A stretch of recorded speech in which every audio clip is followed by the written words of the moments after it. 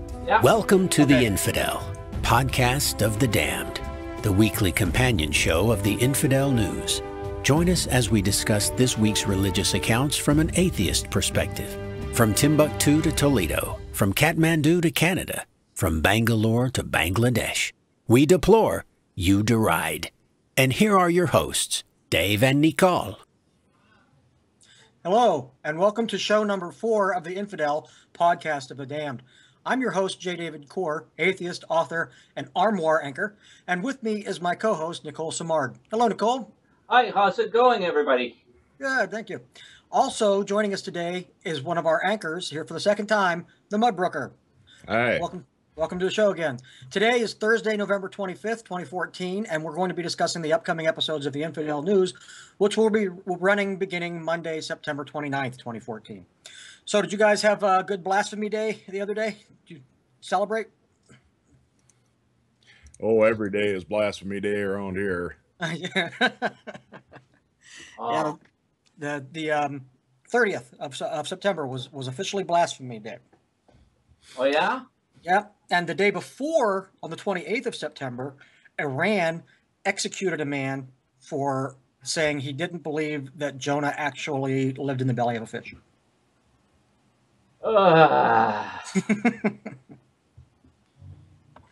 So if anybody thinks we don't need Blasphemy Day, there's your evidence that we do. Yeah. Yeah. Well. Yeah. Okay. So you want to go ahead and let's run the first show or the first news item? There we go. Ever since the spate of attacks on the Gaza Strip between Israel and Palestine, anti-Semitic violence has been on the rise in much of Europe. 75 years after the beginning of the Second World War, during which roughly 6 million Jewish people were executed, Germany is now home to some 200,000 Jews. At a recent rally in Berlin organized by the Central Council of Jews in Germany and attended by some 5,000 people, German Chancellor Angela Merkel addressed the issue as follows. It pains me when I hear that young Jewish parents ask whether they should raise their children in Germany, or elderly Jews who ask if it is right to stay. With this rally, we are making it unmistakably clear, Jewish life belongs to us. It is part of our identity and culture. Merkel continued, the legitimate criticism of political actions of a government, be it ours or the State of Israel's, is fine. But if it is used only as a cloak for one's hatred against other people, hatred for Jewish people, then it is a misuse of our basic rights of freedom and opinion and assembly.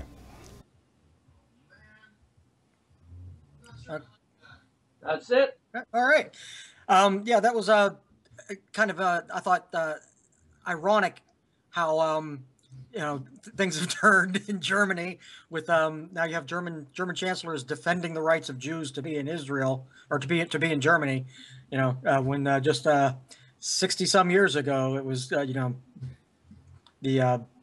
final solution was in play. So that was very it's now it's France. France is the new Germany as far as anti-Semitism in Europe. It's gotten really bad over there.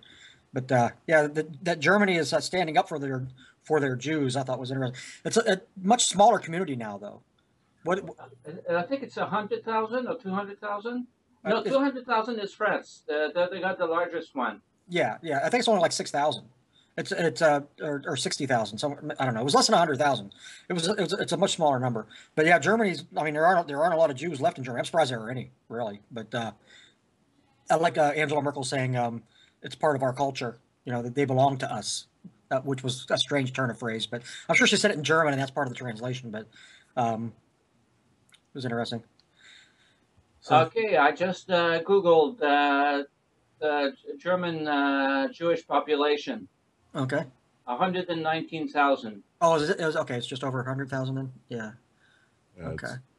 It's a lot worse than Poland. I think there's still only 10 or 15,000 Jews left in Poland, and before the war, there was, I think, 4.5, 5 million before the war, and it pretty much wiped out the Jewish population in Poland. Yeah. There was a talk right after the war, and to me, this is what they should. This is what I think. This would have solved a whole lot of problems. There was talk right after the war of creating a new Israel in the Bavarian forest, like turning part of the Bavarian forest into the new Israel, because it was the Germans who, because they wanted a homeland. But they insisted though that it be in Palestine, and so they had to take these Palestinians, put them out of their land, create this place.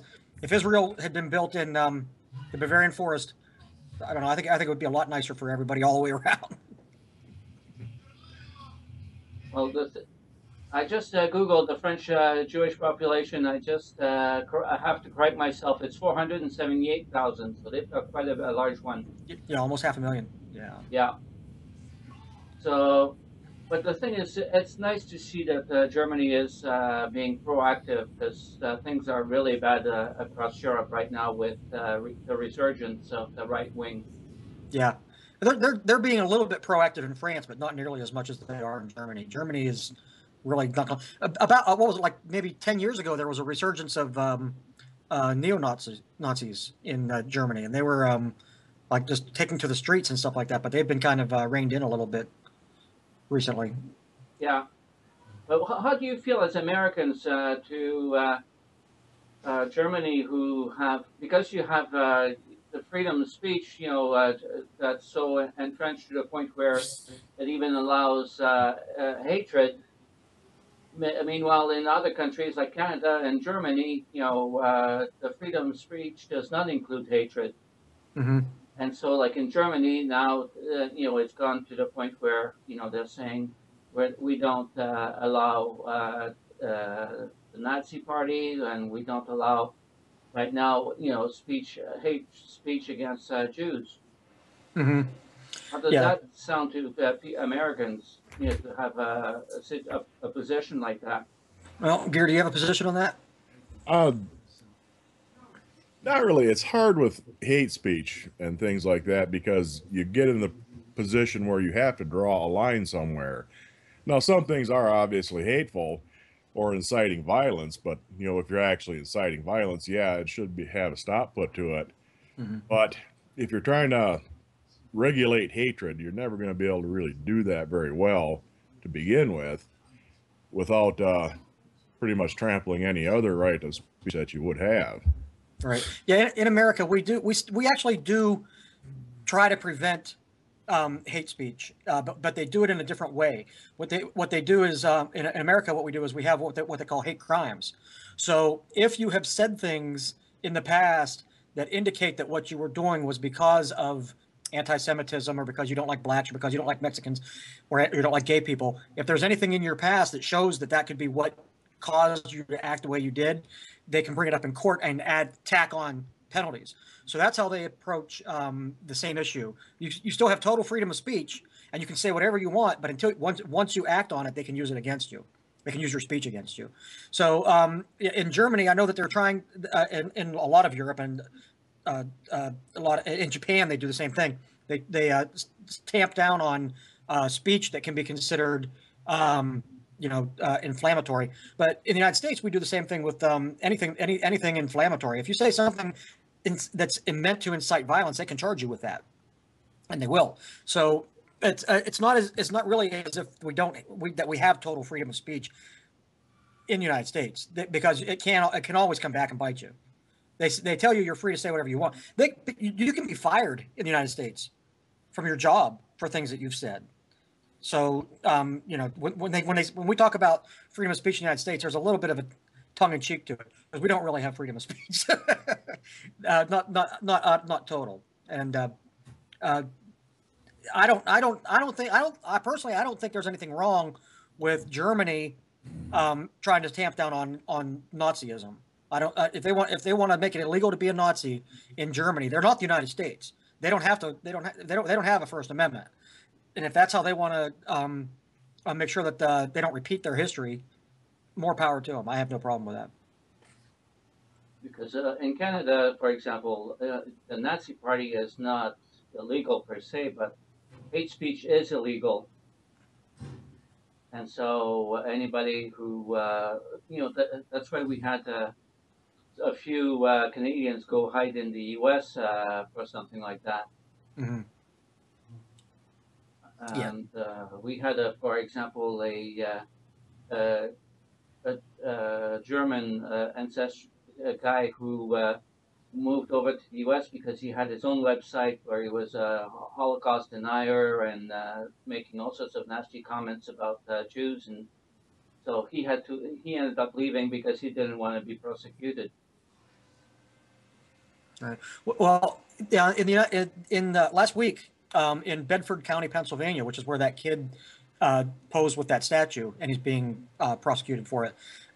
The American Atheists had a rally in front of the courthouse, and there's video on the internet of the president of AA. I can't think of his name offhand, but he's like leading this rally. And after they like opened the question up to the press, people started like harassing them for defending this kid, and like they're talking about the military. They bring up the military. They bring up all these different things, saying that this kid should be these people that don't understand the issue, saying that the kid should be prosecuted. There were so many people there that wanted this kid prosecuted for basically taking a picture with a statue that damaged nothing, you know. So the idea that of free speech is only understood in this country by a very small minority. Most people don't really understand the concept of free speech at all in this country. It's like Gear said the last time he was on. Our speech should be free, but yours shouldn't. Yeah. Okay, so do you want to move on to the next story? Yeah, let's do the next one. The Deputy Health Minister for Planning and Development for Saudi Arabia, Mohammed Al-Kashim, has announced in Riyadh that there will be no travel restrictions placed on Nigerian Muslims traveling into the country on Hajj, despite fears of Ebola. Meanwhile, other African countries, Sierra Leone, Liberia, and Guinea, have been barred from sending pilgrims to Saudi Arabia due to fears of the disease. The banned countries have taken the worst of the Ebola outbreak since it began, with the disease taking over 2,000 lives in these three countries alone. Deputy Minister Al-Kashim told Arab Daily News he expects around 70,000 Nigerian Muslims to make the Hajj pilgrimage, but assures that the limited number of Ebola cases in Nigeria, 23 confirmed with 8 deaths, means that there is no cause for concern, and the Saudi Arabian government has not stopped issuing Hajj visas to Nigerians. We have made early preparations for the annual pilgrimage, said Deputy Minister Al-Kashim, and says his ministry has been in constant contact with the World Health Organization regarding Ebola and outbreak prevention awareness and procedures in Saudi Arabia during this year's Hajj season. The Hajj is a spiritual pilgrimage that all Muslims must make at least once in their life if they are able. Muslims gather at Mecca in the last month of the Islamic calendar to perform rituals in solidarity and faith. This year, the Hajj will take place in early October. Yeah, I found that story interesting on quite a number of levels, but mainly with the whole idea that Ebola has gotten so bad in Africa that they're worried about people bringing it into Saudi Arabia. You know, when they go to Hajj, they could bring it into Saudi Arabia anytime. We have a case now in the United States of a guy who just came back from Liberia, and went to Texas and brought Ebola with him to Texas. And so they have him under quarantine, and they're trying to find everybody that he had contact with just to, isolate it so that it stays down to just that one case. And they're not really concerned about it right now. And the same thing with the Hajj. There's no real reason to be concerned about it. It doesn't spread the way people think of diseases spreading normally. So it's kind of surprising that these people who are normally all superstitious about everything are really paying attention to the science involved in determining whether or not they're going to blackball certain areas from being able to attend the Hajj. Well, that's why I picked this story when I assigned it. I don't remember if I assigned it to you or I don't know. I think I'm going to somebody else, but I thought that was an interesting topic because of what's going on, and the idea of quarantining countries, etc., and the idea that they're allowing Nigeria to come in, but not the others. Right. Actually, there could be some potential of it spreading during the Hajj, especially when they're circling around the Kaaba, I think it's called, because they're in close contact, and Ebola can be spread through sweat. So if you're rubbing against the sweaty guy next to you who has because Ebola isn't transmissible until you're symptomatic. Right.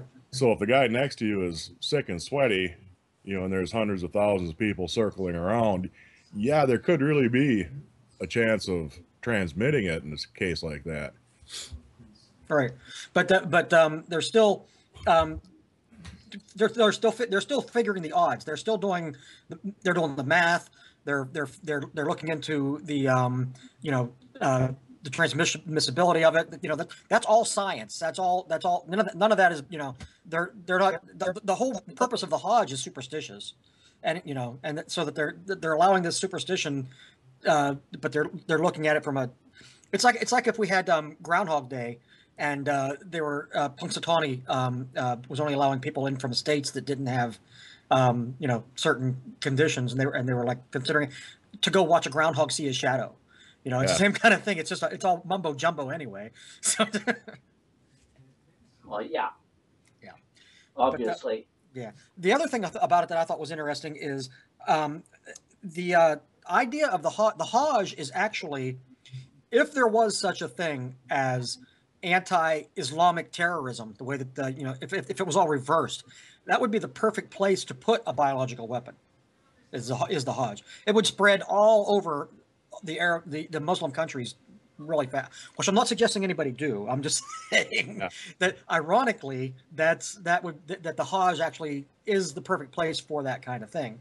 Because whenever we talk about biological attacks on the United States, they talk about the Super Bowl and New Year's Eve at Times Square and things like that. That's where you would want to attack. The Hajj is the Islamic equivalent of those. So anyway, that was just an observation. Yep, that's but I just thinking, it's great that they're thinking properly, and it's an aspect of the story of the Ebola story that nobody had thought about before. Right, and Islam in general, we tend to think of as being like in their dark ages. But in the Dark Ages in Europe, when the plague was going around, they would never have thought, to do quarantines. That's not how they would have handled. If there had been such a thing as a pilgrimage to Rome, for example, they wouldn't have taken any kind of medical ideas into account during the actual Dark Ages. But during these Islamic Dark Ages that we're supposedly living in, there actually is a connection to modern Western science that they're aware of, and they use to their benefit when it benefits them. Yep. Ready for number 3? Yeah, let's do number 3. A rogue art installation of a large red devil statue that appeared overnight outside a Vancouver SkyTrain station had commuters and residents alike doing a double take for a few hours early in September.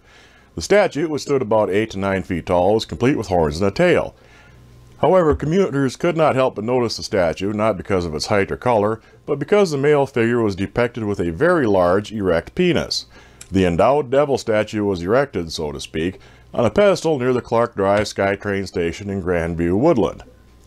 When a Twitter user asked the city of Vancouver about the statue, the city replied it was aware of the statue but did not commission it. The pedestal had previously been home to a bronze Christopher Columbus statue, but that had been moved to the Italian Garden in Hastings Park 10 years ago. City crews arrived later that day to remove the devil statue. A spokesperson for Vancouver said the Satan statue was not a piece of city-commissioned artwork and was consequently removed. While some said it was offensive and needed to come down, many wanted it to stay. However, things could be looking up for the devilish artwork as a petition was created to re-erect the statue in the same place, with more than 1,000 signatures at the time this story was written.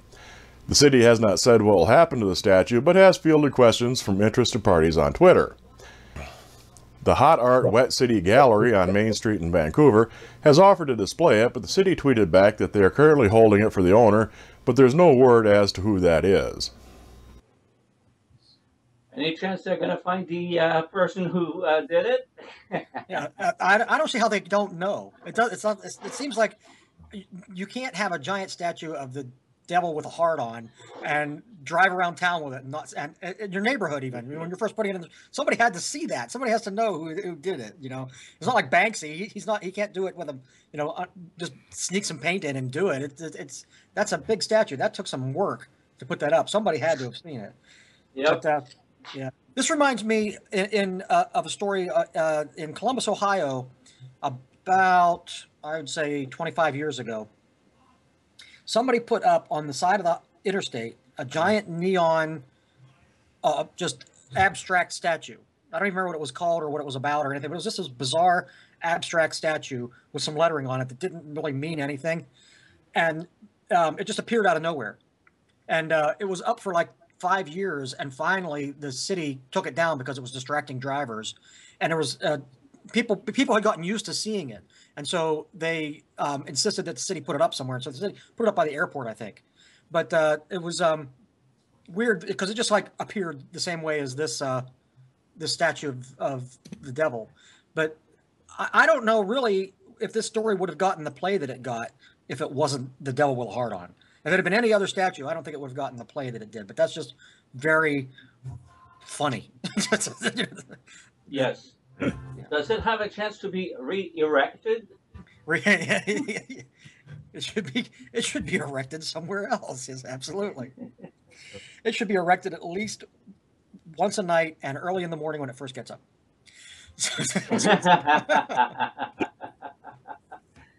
Only once a night?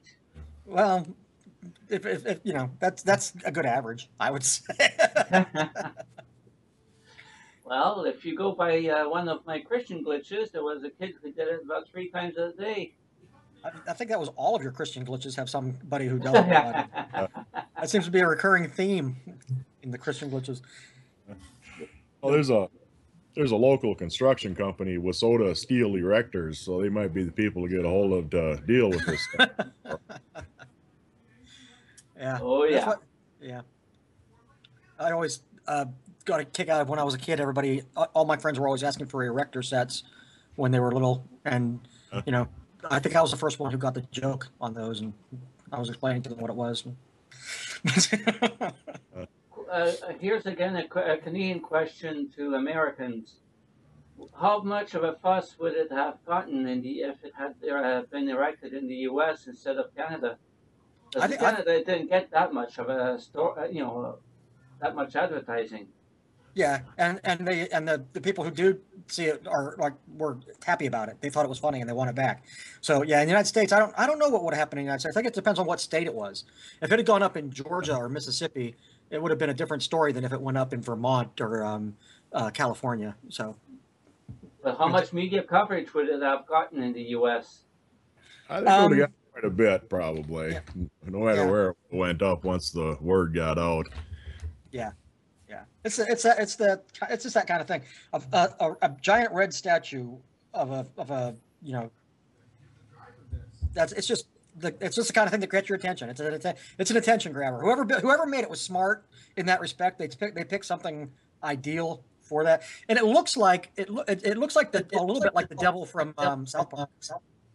It's like that same bright red and the same sexuality to it and everything. Except that he's only got one tail. Oh. The front one. There's no rear tail. There's no rear tail? What's no. There? How does it? It's front heavy then. Throws it off balance. Yeah. Yeah. Yeah. I think that guy, whoever came up with that idea is a genius. It's a great idea. Yeah. Yeah, I wish I could have been there to see it. Just now that it's gone, I'll never get. I think it can become a tourist attraction. It would have been great on Route 66. World's biggest erect Satan. 5 miles, 4 miles.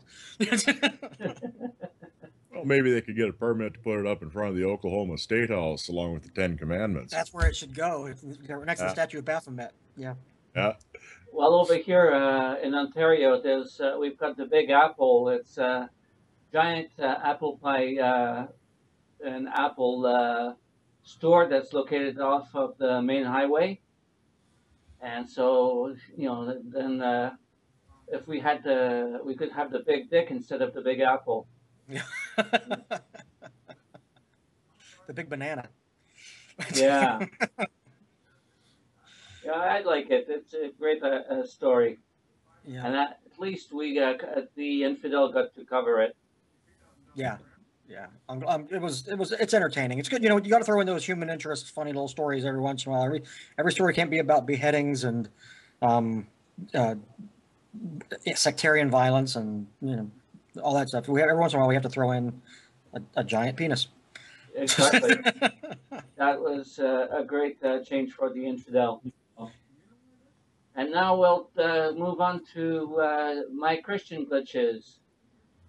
And I must say that I have to, it's going to be a return performance for people who watch the show regularly. I'm bringing back Brian Fisher. That guy is always, you know, you can always rely on him to say something stupid. Oh, yeah. So here he goes, or here he comes, following the giant dick story. I think our policy toward Islam should be the same as our policy toward Ebola. I do not think we ought to allow anyone to immigrate into the United States that comes from a country where the Ebola virus is present. Oh, that's something interesting in a way, because he's talking about, you know, the Ebola, and we shouldn't allow people who have Ebola into our countries, but it's allowed. Somebody made it. But as far as the glitches go, there's a little twist, because we can all see where he's going in a way, that he's talking about not allowing, you know, people from Islamic countries, because he thinks that there's going to be some terrorists. But I can promise you that there's a twist to it. There is more than that. There is something more than the terrorists. Yeah. Fisher makes it almost. He's like right wing watch is a channel that I subscribe to on YouTube, and he is on there almost more than anybody. He says more crazy, ridiculous things than Beck. But he's one of those people that we should just ignore. I wish we would ignore more, you know, because I don't think I think he has a very small reach. He's not like he's not like a Fox News anchor. He's got a real small lunatic fringe base, and the more that we talk about him, the more reach he gets. Well, I see him as a source of entertainment. Yeah, he is anything else. Yeah, it's hard to pass up that kind of stupid. You know, I mean, you can't walk away from that kind of entertainment. Yeah, yeah. I don't know how he thinks he's. Did you hear about speaking of right wingers and making fun of them and giving them ammunition? Bill O'Reilly last week said that what we should do is we should hire mercenaries to fight these wars instead of sending our own military over. We should hire mercenaries from around the world to handle these things. And Stephen Colbert made fun of him for it on his show. O'Reilly got like irate that Stephen Colbert would dare to make fun of him for this idea. You know, he hasn't like, you know, O'Reilly isn't having, or Colbert doesn't have any better suggestions, you know, blah, blah, blah, blah. So he conducted a poll, O'Reilly did, asking his viewers if they thought that he was right. And in his poll, he only got 60% of people who agreed with him.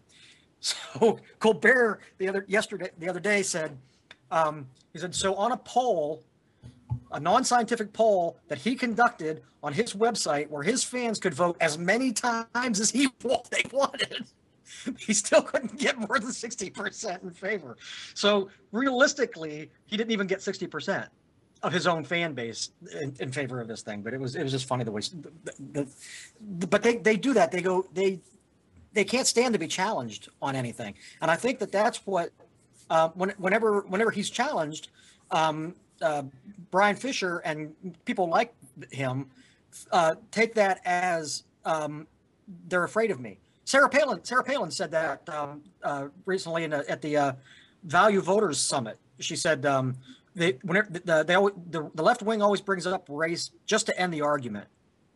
Well, no, we bring up race because you're talking racist. You know, how do you not bring up race when somebody's talking about, you know, racially charged issues and being racist? You bring it up and you point it out to them. But when you point it out to them, they say no. They say, well, the fact that you brought it up shows that you've already lost the argument. It doesn't make any sense. It's not like Godfrey's law, or is that what it is? Godfrey's law, where anytime you bring up Hitler, you lose. Well, Brian Fisher, it was funny because at one point in one of his videos, you know, in his shows, he says, you know, that what's the title that you have for the guy in charge of justice in the U.S.? He just sorry. Oh, the AG, the Attorney General. The Attorney General. He was calling the Attorney General a racist in at the beginning of the video, and then at the end he just switched over about Democrat calling Republicans racist, and then he says you only use that when you're losing an argument. Yeah, that's exactly what Sarah Palin said. It's their new thing. I've seen it on Facebook. If we're talking about something and somebody says something racist and you call them out for being a racist, they say, "Oh, there you go, playing the race card." It's called playing the race. They call it playing the race card. It's like, you know, if we point out your racism, we're not playing. And here's what here's how I answer that. I say, if we were playing war, and I played my ace, and you whined about me playing my ace, I only played it because you dealt it to me. You know. And you were talking about Colbert a second ago, and that brought the question to mind is that now that has he started that new show? No, you know, he hasn't taken over the new show yet. No, he's going to Letterman in the United States. Whenever somebody's leaving their show, they announce the beginning of the season, and then it gives the producers and everything a full season to get everything ready. Colbert won't, and Colbert had to finish out his contract with Comedy Central, so it was like that's like a 6-month window, and he's still playing. He plays a character. You know, Colbert plays a parody of himself as a right winger. And he's still playing that character to the hilt. So he hasn't even mentioned on his show that he's taking over the Tonight Show or the later show or whatever the late show. That's the show he's taking over when Letterman leaves. Yeah, he hasn't even mentioned it because he's in character. And when he takes over, it was announced you know, on the other network back in March. Yeah. But and it was announced on Comedy Central too. Jon Stewart announced it, but Colbert won't announce it because when he goes to the Tonight Show, he's dropping the character. He's going to be himself. But is he going to talk about politics like he does now? He's not going to do it as a right wing right wing parody anymore. He'll probably still. I'm sure he'll still talk about politics, but the show that he's going to, the kind of show that he's going to, is not like it's not a political comedy. It's a talk. It's just a what the English call a chat show. It's you know, it's just a talk show. So he'll still do a monologue and he'll still do jokes, but he's not going to do it in that character anymore. He's going to drop the character. Yeah, but even if he drops a character, is he going to drop the political slant that he always gives to everything he says? I think he's going to be a lot more careful. I would guess because of the nature of the show that he's going to. And the network television is different than cable television. And he's going to be on network, and so they're more concerned about the kind of advertisers that they have, and offending people and losing viewers. You know, he can target his show on Comedy Central because it's cable. You got to try to go for a more broad brush on national TV. How is his fan base going to react to that? That's a good question. I don't know if he'll. I don't know what's going to happen there. That is a good question. I think he's probably worried about it. I know I would be if I were him. Yeah, I don't really know because political commentary and the monologue of late night TV shows, you know, all the way back from Johnny Carson and Jack Parr, you know, the current political goings on have really been kind of a staple of their monologue, you know, but not nearly as sharp as what Colbert does on his show. You know, but I think he'll still have quite a bit of political kind of commentary worked into his monologue anyway. Yeah, but if you really, I mean, if you watch shows like I quit watching the talk shows because Yeah. the Comedy Central kind of shows are so much better. They can do more. They can be. Do you remember the Smothers Brothers? Oh Yeah. yeah. Yeah, they got in trouble for bringing up politics. They brought up the war and got like taken off the air, like right, and they were yanked off the air. So and Lenny Bruce was banned from a lot of shows. It's Saturday Night Live is really the only network show that does hard political commentary at all of the major networks. Oh, well, that's going to be interesting to see how it goes. Mm-hmm. Yeah. I'm sure a lot of media are going to be following that. Yeah. Okay. Well, let's talk about the last thing that we wanted to discuss here. The idea that we got from Talladega Tom to mention things that are of relevance to atheists. I thought this was kind of an interesting story. The Foundation Beyond Belief is a secular humanist it's American humanist. They do a charity, and what they've been doing in the past, when they started this several years ago, they would give out 10 charities a quarter. They would give out 10 grants to different charities a quarter, secular charities, and they cut that down to 5 per quarter a couple years ago. And they're trying an experiment now where what they're going to do is they're going to offset that every other quarter. One quarter they're going to give out 5 grants, and then one quarter they're going to funnel all the money into one big grant. So every other quarter they're going to give a huge grant of all the monies that are donated. Their impact grant. They're calling it. It's a bigger grant, and they've given out their first one to an organization called DSNI, which they described as an innovative organization focused on raising the quality of life and lifting families out of poverty in a single area of South Boston. So this organization is going to get all of the money that they raised in that one quarter for their grants. So that's a nice big benefit. So I thought this would be interesting for our viewers for 2 reasons. One, if you're involved in anything out there that is a non-secular or is a secular organization that could use this kind of funding, you might want to consider applying for the grant. And if you are of the mindset that you like to donate to things, this would be a good thing to donate to, because it really is a nice. The more money they get donated, the bigger the grant that they can give out, and it's a nice way to promote secular causes. So, just thought I'd bring that one up. I was wondering, how successful is the Foundation Beyond Belief in raising money? Well, I don't know. I didn't really notice. I didn't. Let's see if it says. I can't really speak to that. Let's see. I don't know. We can give the link so people can look up how successful they've been. But I think they're pretty. You hear about them a lot. So I think that they must be doing pretty well. It doesn't say how much money they're giving in the story that I'm reading.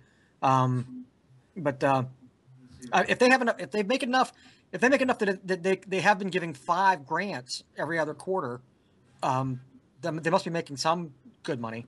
Even if it's only like a $1,500 grant, that's money that these groups weren't getting otherwise. But I assume it's probably much more than that, probably $30,000-$40,000. Well, at least by putting up also a link to their website, we can encourage people to give to the Foundation Beyond Belief. Yeah, they're doing good work. That's a great it's like the United Way for people who aren't worried, who don't want to be religiously focused on their giving. Yeah. Okay. Money, have you got any videos in the offing? I got a bunch of them if ever the damn thing's finished. I've been having a hell of a time. I get probably about 6 different videos half done that I've been sitting on for these 2 months now. Maybe one of these days I'll actually sit down and get around to recording the other half of each of them. Yeah. Yeah. What you got? You got to pick a project and focus on it. Well, that would probably be helpful, but then I just have the one that I haven't finished, so it doesn't really help a lot.